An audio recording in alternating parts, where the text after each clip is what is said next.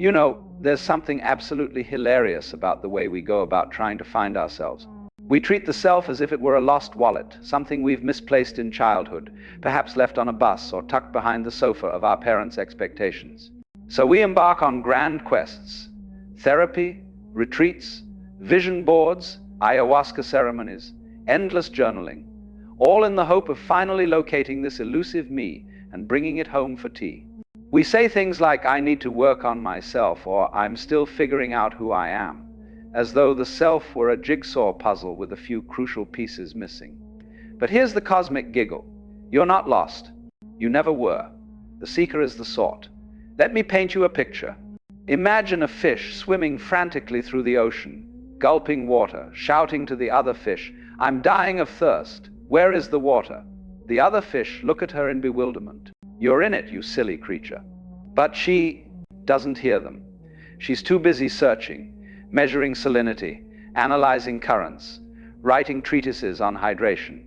That's us. We're the fish. And the water is consciousness itself, always here, always wet, always holding us whether we notice it or not. Now, I once met a man who'd spent 40 years finding himself. He'd climbed mountains in Tibet, sat in silence for months in Indian ashrams, devoured every self-help book ever printed. He had certificates in mindfulness, diplomas in emotional intelligence, a tattoo in Sanskrit that supposedly meant be here now, though I suspect it actually said extra soy sauce. And after all that, he sat across from me, eyes weary, and said, I still don't know who I am. I couldn't help but laugh, not at him, but with the sheer absurdity of it. 40 years looking for the looker. It's like using a flashlight to search for light. You see, the self we're hunting isn't a thing to be found. It's not your personality, your memories, your preferences, your traumas, your triumphs. Those are the costume, the mask, the role you're playing in this grand theater. The real you is the stage itself, the empty space in which all these characters appear and disappear. In Zen, they ask, what was your original face before your parents were born? Not the baby face with the chubby cheeks and the drool. Not the adolescent face with the acne and the angst. The face before any face. The awareness that's been looking out through every version of you since the beginning. But oh, how the ego loves the search. The ego needs the search, because the moment the search ends, the ego ends with it. The ego is the story of me, the narrative that says, I am this body, this history, this bundle of desires and fears. It's a useful story, mind you, like a map for navigating the marketplace. But when you mistake the map for the territory, you're in trouble. You start defending the story, polishing it, expanding it, terrified that if it crumbles, you'll vanish. Who will I be without my achievements? Without my wounds? Without my identity?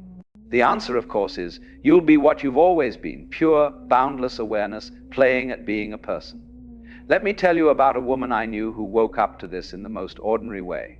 She was washing dishes, nothing dramatic, no lightning bolt from the heavens, just soap suds, warm water, the clink of plates. And suddenly, mid-scrub, the thought appeared, who is doing the washing? Not the hands. Hands don't wash themselves. Not the mind is busy narrating. She looked, really looked, and saw there was no washer separate from the washing, just washing happening. The dish, the water, the motion, all one seamless event. And in that instant, the seeker dissolved, not with a bang, but with a bubble popping in the sink.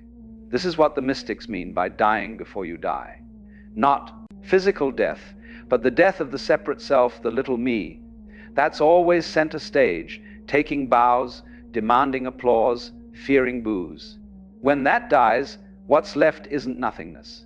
It's everything. The trees aren't over there anymore, they're happening in you.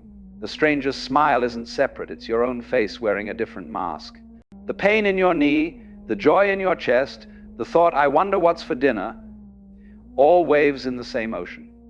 Now don't mistake this for some lofty attainment. It's not a prize for the spiritually elite. It's as ordinary as breathing. In fact, children know it instinctively. Watch a toddler chasing bubbles. She's not thinking, I must capture this bubble to complete my collection. She's in the chase, in the pop, in the laughter. No separation, no seeker, just play. We lose this when we learn to label, to compare, to build the fortress of me against the world of not me. But here's the delightful twist. You don't have to do anything to rediscover it. You don't need another retreat, another guru, another affirmation. The self is already looking for itself through your eyes right now. Can you feel it? That quiet presence behind the noise of thoughts. It's not thinking, it's not feeling, it's not achieving, simply aware. And it's been aware through every version of you, the crying baby, the awkward teenager, the anxious adult, the aging body. It doesn't age, it doesn't suffer. It doesn't need to find itself because it was never lost. Try this, just for fun. Ask yourself, who am I? Don't answer with words, words are the ego's toys. Just look. Who is aware of the question? Keep looking. You'll hit a kind of open space, a silence that isn't empty but full of the world, full of this moment. That's it. That's home. You've been standing in it your whole life, searching for the door. And here's the final, most liberating joke. The moment you stop looking, the universe starts winking at you. The ordinary becomes miraculous.